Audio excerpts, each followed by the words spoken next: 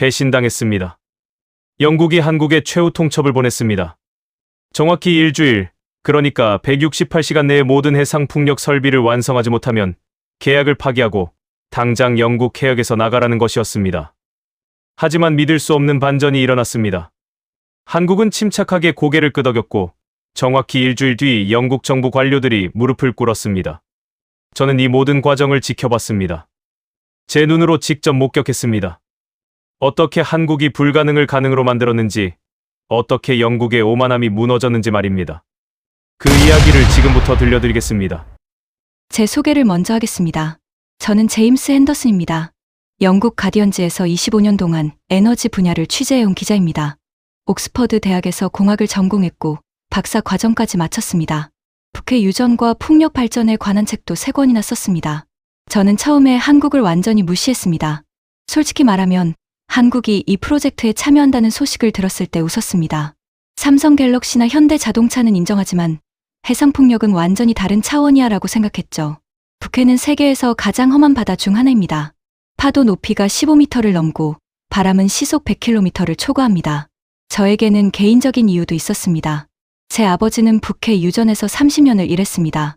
그리고 1988년 파이퍼 알파 참사로 돌아가셨습니다. 167명이 목숨을 잃은 그 끔찍한 사고에서요.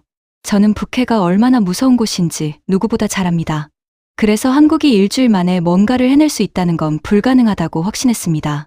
하지만 저는 틀렸습니다. 완전히 철저하게 틀렸습니다. 영국의 해상풍력 프로젝트는 1990년대부터 시작됐습니다. 30년 동안 수백억 파운드가 투입됐지만 성공한 프로젝트는 손에 꼽을 정도였습니다. 문제는 기술이 아니었습니다. 북해의 환경이었습니다.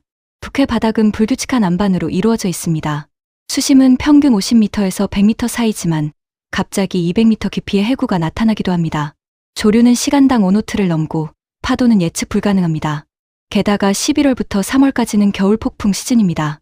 이 기간에는 어떤 작업도 할 수 없습니다. 독일의 지멘스는 2015년에 시도했습니다. 3년 동안 2천억 원을 쏟아부었지만 실패했습니다. 설비 기초를 설치하던 중 폭풍을 만나 모든 장비가 바다에 가라앉았습니다. 덴마크의 베스타스는 2018년에 도전했습니다. 18개월 동안 작업했지만 기초 구조물이 조류를 견디지 못하고 붕괴됐습니다. 프랑스, 노르웨이, 네덜란드도 모두 시도했지만 실패했습니다.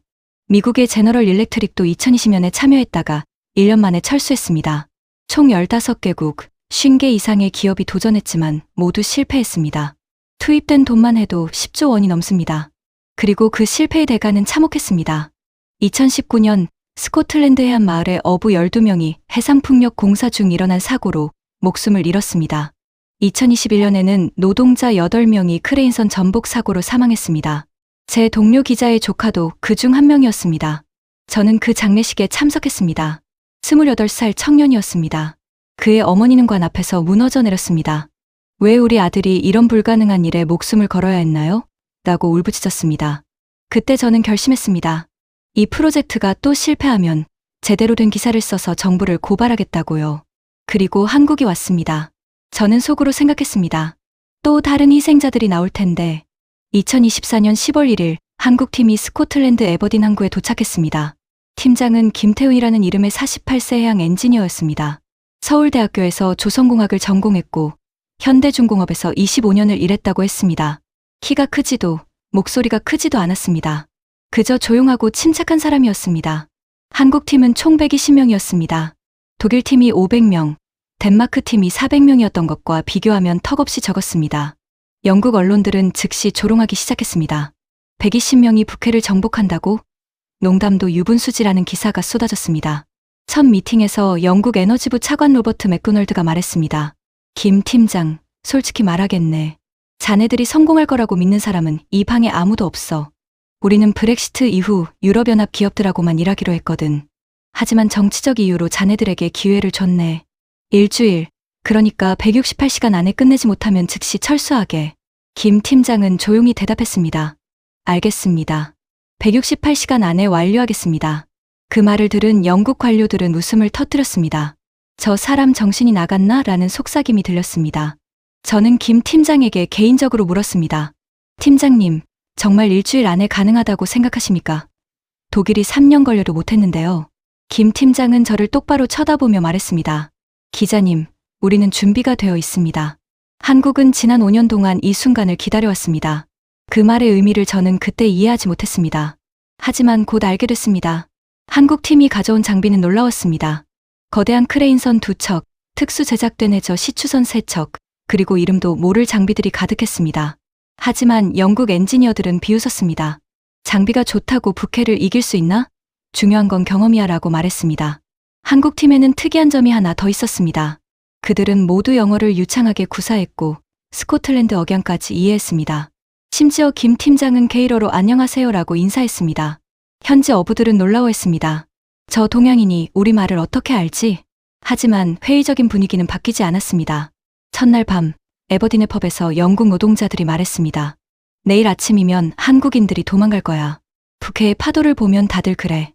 10월 2일 새벽 5시 한국팀이 바다로 나갔습니다. 날씨는 완벽했습니다. 바람은 시속 20km, 파도는 1m 미만. 하지만 기상청은 경고했습니다. 24시간 후에 저기압이 다가옵니다. 파도 높이 8m 예상. 즉, 24시간 안에 첫 번째 기초 파일을 박아야 했습니다. 그렇지 않으면 3일을 기다려야 했고, 그럼 일주일 안에 완료하는 건 불가능했습니다. 저는 취재선을 타고 따라갔습니다. 해상에 나가자마자 문제가 발생했습니다. 해저 지질 조사 결과 예상과 달리 안반층이 15m 아래에 있었습니다. 설계도는 8m 기준이었습니다.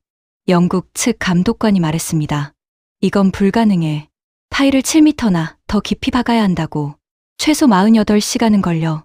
김 팀장은 침착하게 대답했습니다. 문제 없습니다. 그리고 무전기로 뭔가를 지시했습니다. 한국어였기 때문에 저는 이해할 수 없었습니다. 10분 후 놀라운 일이 벌어졌습니다. 한국의 크레인선에서 거대한 장비가 내려왔습니다. 처음 보는 형태였습니다. 영국 엔지니어들도 당황했습니다.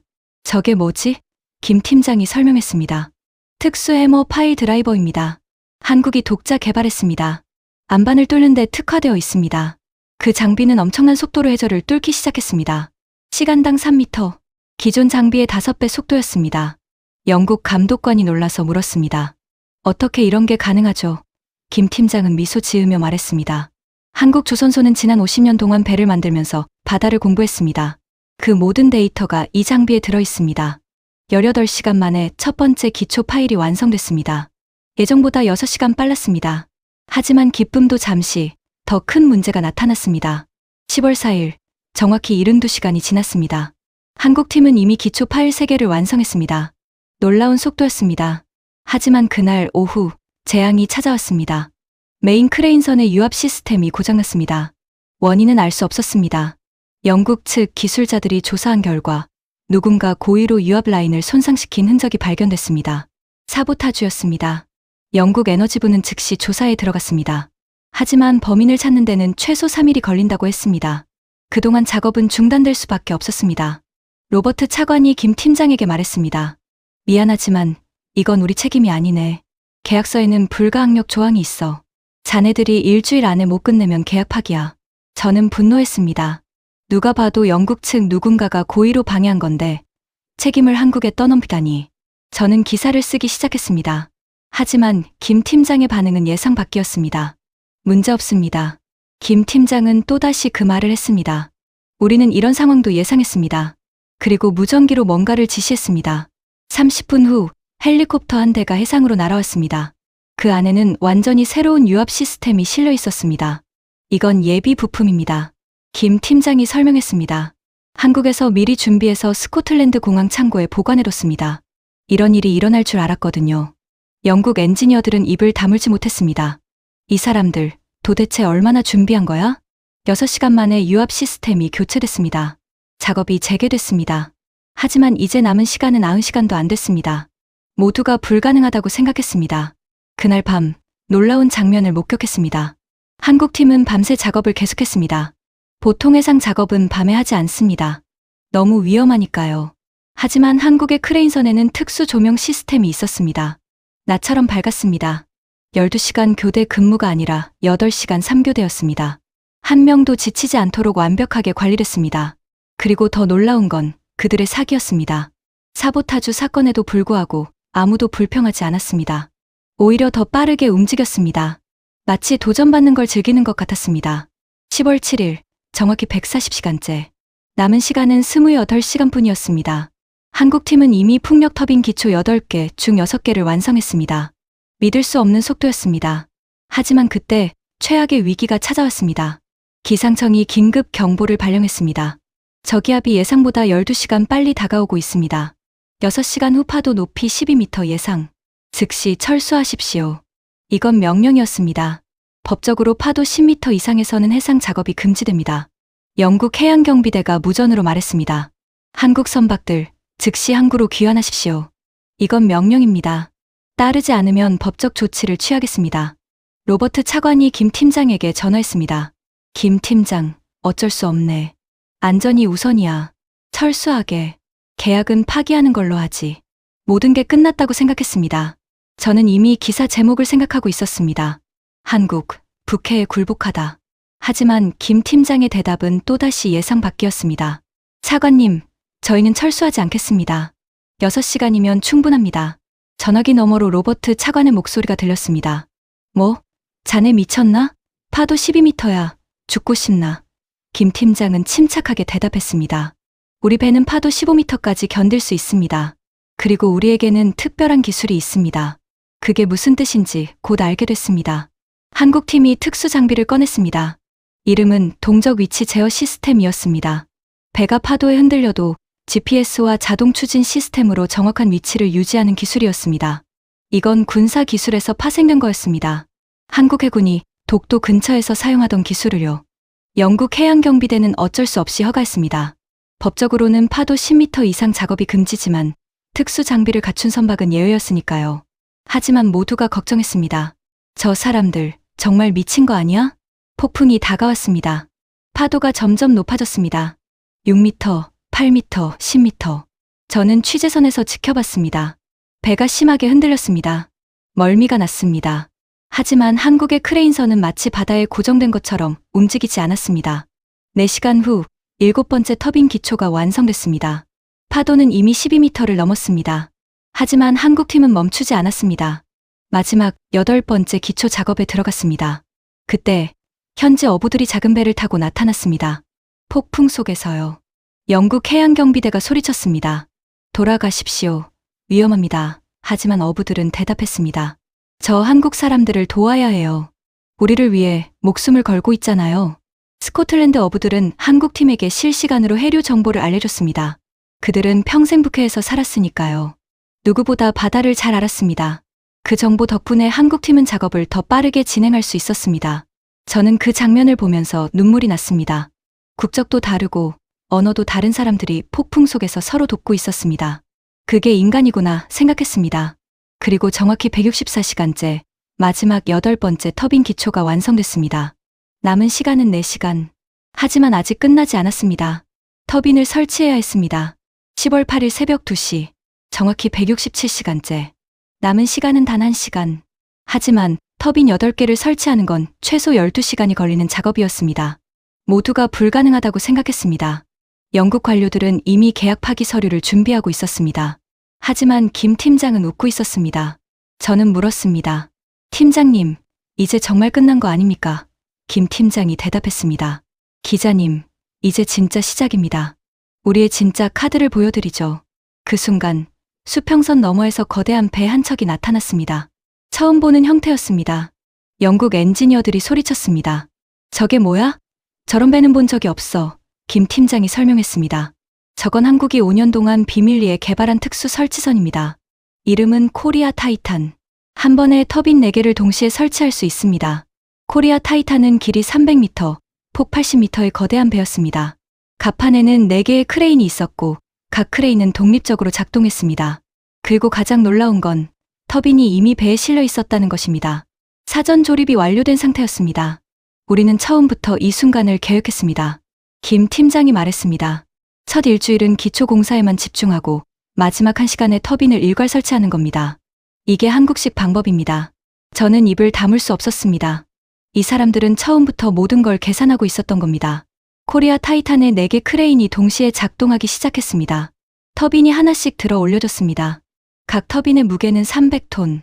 하지만 크레인은 전혀 흔들리지 않았습니다. 15분 만에 첫 번째 터빈 4개가 기초 위에 설치됐습니다. 15분 더 지나자 나머지 4개도 완성됐습니다. 정확히 167시간 45분째. 모든 작업이 완료됐습니다. 15분을 남겨두고요. 그 순간 침묵이 흘렀습니다. 아무도 말하지 않았습니다. 영국 엔지니어들은 믿을 수 없다는 표정이었습니다. 로버트 차관은 입을 벌린 채 굳어 있었습니다. 그리고 김 팀장이 무전기로 말했습니다. 영국 관제소, 여기는 한국 팀입니다. 모든 작업 완료했습니다. 검수 요청합니다. 영국 정부는 즉시 검수팀을 보냈습니다. 12시간 동안 철저하게 조사했습니다. 결과는 완벽했습니다. 오차 범위 0.1mm, 국제 기준의 10배 정확도였습니다. 영국 수석 엔지니어가 말했습니다. 이건 불가능한 수준입니다. 어떻게 이렇게 정확하게? 김 팀장이 설명했습니다. 우리는 인공지능 시스템을 사용했습니다.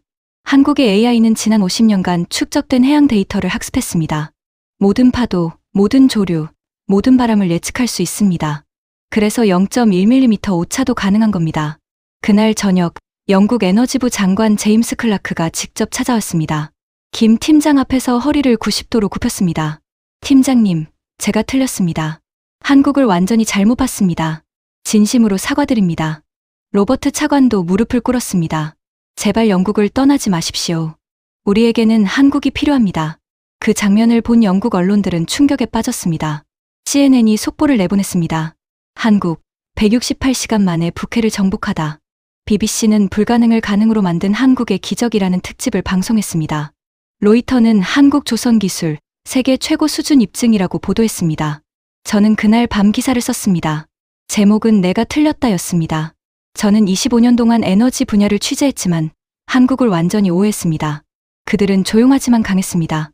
겸손하지만 준비되어 있었습니다. 그리고 불가능이란 단어를 믿지 않았습니다. 10월 8일 오전 9시, 정확히 168시간이 종료된 순간, 에버딘 항구에는 5,000명이 넘는 사람들이 모여 있었습니다. 현지 주민들, 언론들, 영국 정부 관료들, 모두 한국팀을 기다리고 있었습니다. 한국의 배들이 항구에 들어왔습니다. 사람들이 환호했습니다.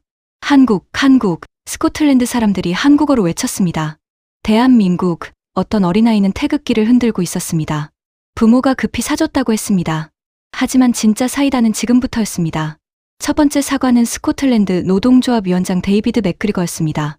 그는 처음에 한국팀을 가장 심하게 조롱했던 사람이었습니다. 동양인들이 북해를 이해할 리 없어라고 말했던 사람이었죠. 그가 김 팀장 앞에서 허리를 90도로 굽혔습니다. 팀장님, 제가 완전히 틀렸습니다. 한국을 과소평가했습니다. 아니, 무시했습니다. 진심으로 사과드립니다. 용서해 주십시오. 그의 목소리는 떨렸습니다. 눈에는 눈물이 맺혀 있었습니다. 김 팀장은 그의 손을 잡아주었습니다.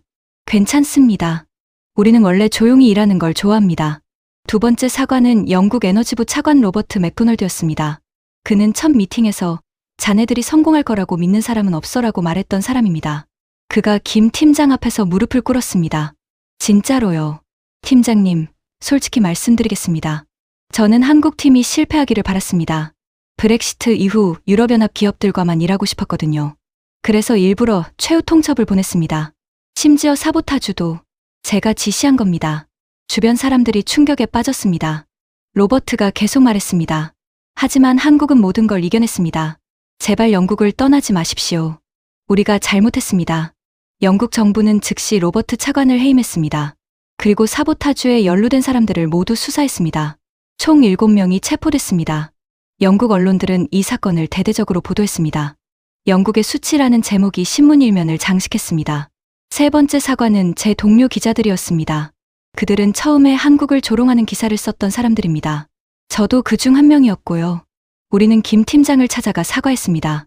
우리가 틀렸습니다. 한국을 제대로 보지 못했습니다. 앞으로는 공정하게 보도하겠습니다. 그리고 역전된 여론. 일주일 전만 해도 에버딘 항구에는 한국은 착취자, 168시간 내 떠나라는 플래카드가 걸려 있었습니다.